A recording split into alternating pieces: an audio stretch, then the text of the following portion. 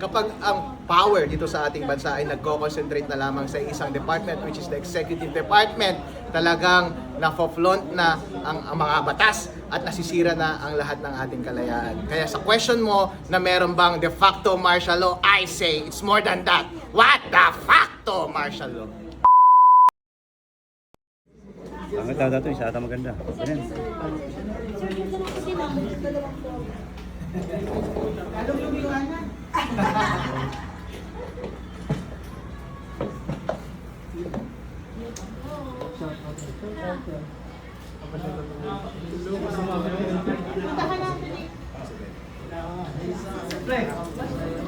Ayan. Labas mo yung ano. Labas mo yan. Leo. Sino yan?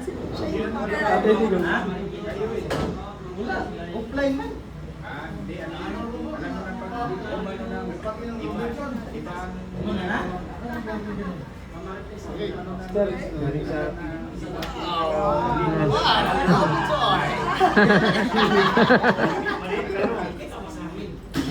Late ka ba? Maraming maliit sa akin.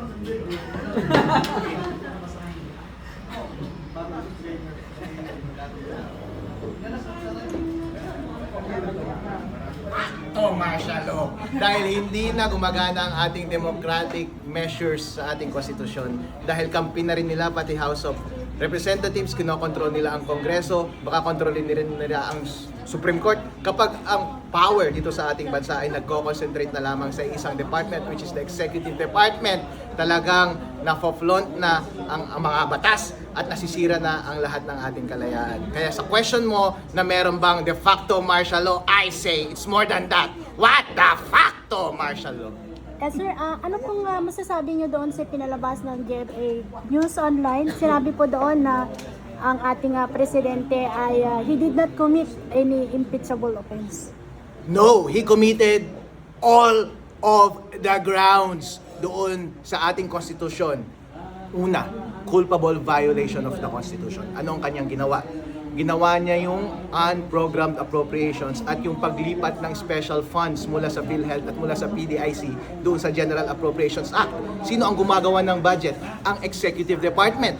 Labag ba yun sa Constitution? Oo. Dahil ang unprogrammed appropriations ay dapat specific, merong pinanggagalingan na funds at meron dapat trigger at hindi ka pwedeng maglipat ng budget mula sa isang special fund papunta sa general appropriations. Yun ang ginawa ni BBM dahil sila ang nag-prepare ng budget. Kapag sinabing culpable, alam nila yung ginagawa nila at alam nila na linalabag talaga nila yung Constitution. Isang ground na yun. At alam natin na yung culpable violation nila ng Constitution, ang ground nila for graft and corruption. Anong prueba natin sa graft and corruption? Yung kasama nila mismo sa sindikato. Kung ikaw nga, grupo ng murderers o mga robbers, kapag ang grupo ninyo ay pumiyok na yung isang miyembro at itinuturo yung mastermind, sino na lang ang paniniwalaan mo? Yung mastermind o yung nagsasabi na isang miyembro mo na kompleto ang kanyang kwento at ang palusot lang ng mastermind ay AI daw? Doon pa lang shoot na kagad ang graft and corruption dahil nanggaling yung pera sa kanilang kabulastugan ng pagmanipulate ng ating budget. Yun ang kinuhanan nila ng pera para mag-deliver ng 2 billion SOP sa Malacanang. 57 billion pesos doon sa Forbes Park. Dinideliver mismo kay President Bongbong Marcos. Hindi pa ba maliwanag na prueba yun na siya ay nakinabang at meron siyang plunder na ginawa? Kapag ordinaryong korte yan, ang question na lang ngayon ay yung credibility ni Zaldico at yung credibility ni BBM dahil nagkaaminan na merong pagnanakaw, nagkaaminan na kung sino yung grupo na nagnakaw, nagque-questionan na lamang sila kung totoo yung sinasabi ng co-conspirator or hindi totoo yung sinasabi na depensa ng mastermind ng conspiracy. Ngayon, kapag ikaw ay judge, napakinggan mo yung kompletong statement ni Zaldi at yung walang kwentang depensa ni BBM na AI daw si Zaldi, sino ang paniniwalaan mo? Kapag si Zaldi ang pinaniniwalaan mo, automatic convicted ka agad si President Bongbong Marcos sa graft and corruption at plunder. Grounds yan, malinaw sa impeachment. Siyempre, higit sa lahat, ang overarching dito is betrayal of public trust. Pinagkatiwalaan ka ng taong bayan, na proprotektahan mo ang salapi ng taong bayan at hindi mo ito nanakawin. Ngayon pa lang, ramdam na natin sa bawat probinsya ng Pilipinas, hindi na nila suporta si BBM at wala nang tiwala ang taong bayan sa kanya. 68% gusto na matanggal na siya sa pwesto. Ang tanong, may tiwala pa ba ang taong bayan sa ganong klaseng presidente? Wala na. Kaya shoot ang betrayal of public trust. Sa ganitong grounds pa lang na ito, malinaw na malinaw ang legal logic, culpable violation of the Constitution, graft and corruption, betrayal of public trust. Napakadaling i-impeach si President Bongbong Marcos. Automatic convicted kaagad yan kapag napunta sa trial sa Senate yung aming impeachment complaint. Sana. Kaya takot na takot sila. Dahil alam nila na malinaw ang aming paliwanag. Mali-maleta po ang aming i-prepare na complaint. Kompletong ebidensya, kompletong mga video.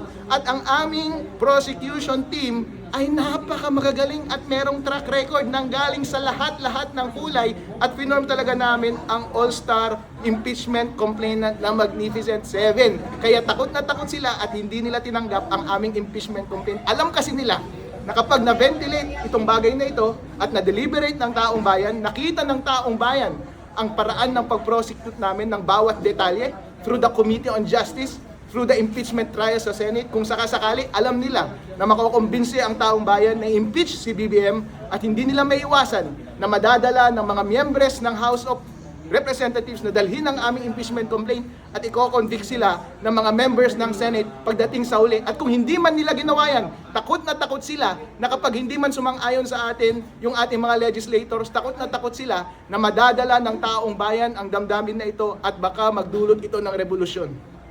Sir, additional question lang po.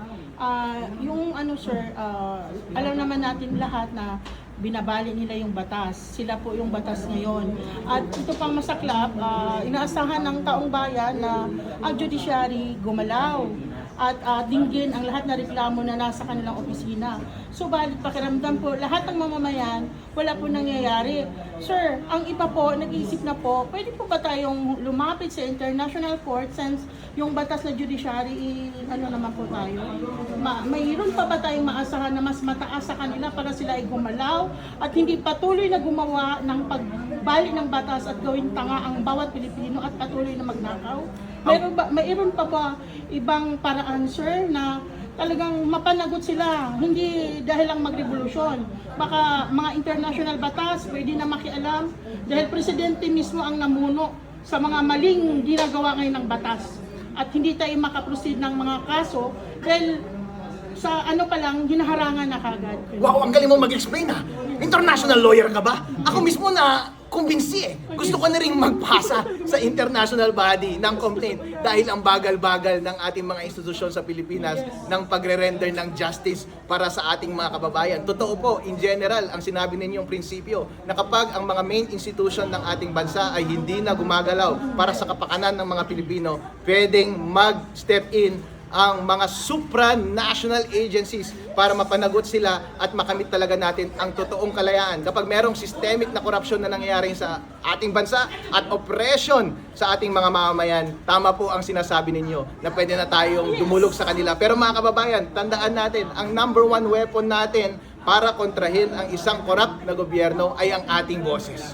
Huwag po kayong tumahimik dahil yan lamang po ang magtutulak sa bawat isa sa atin na i-pursue ang lahat ng legal remedies para mapanagot kung sino man ang mga opisyales na hindi sumusunod sa batas at binabiolate ang ating saligang batas. Kaya kababayan, kasama na nagtanong sa akin, huwag kang tumigil sa pagsalita.